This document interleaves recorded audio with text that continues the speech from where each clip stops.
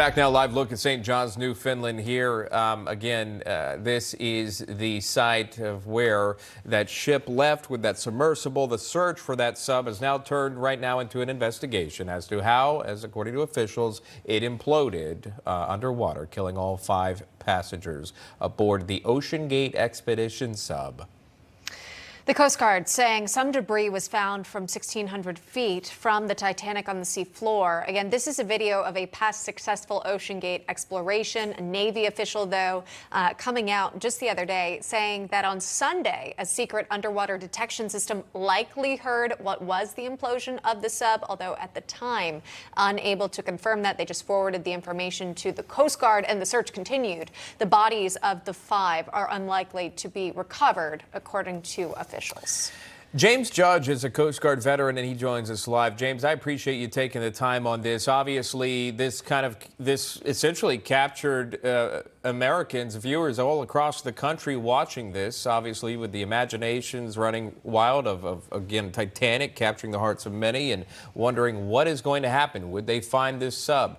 Obviously, we know the outcome now turning into an investigation, but with your background with the Coast Guard, I'm curious to know, can you share with us any type of what would be search and rescue procedures? When would those have gone into play? The last communication with the submersible was Sunday morning. So at that point, when does the Coast Guard get involved, and what type of protocol would have been followed? Thank you so much for having me on.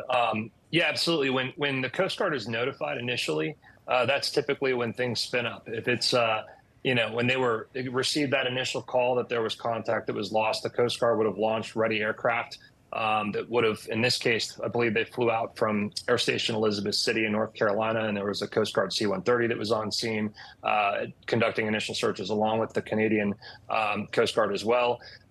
Several partner, countries, Britain or the UK and France, and it's, a huge monumental undertaking. The U.S. Navy, the U.S. Coast Guard, all these different entities came together to help with the search. It included surface assets, which I think there were 10 ships that were on scene. Some of those were civilian, some of those were Coast Guard cutters, some of those were foreign military services. And that's one of the things about the ocean environment.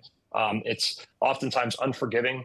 And one thing that you see happen in the maritime world is that nations come together to help stranded mariners. And in this case, tragically, for the 5 souls that were on board, it didn't end in a positive manner. But you do see the best in humanity come out to try to save people when there is, a peril at sea. And in this case, there was it was cold. It was 4 to 5 foot seas, 17-mile-per-hour winds when that was going on, and these people are out there searching to try to find those people. Right now, the Coast Guard, I think, is going to start to take a look at what happened and how this can be prevented in the future. Sure.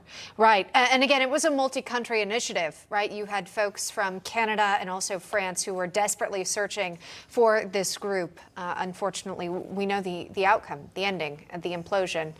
James Judge, thank you so much, sir, for weighing in. We appreciate your expertise. My pleasure.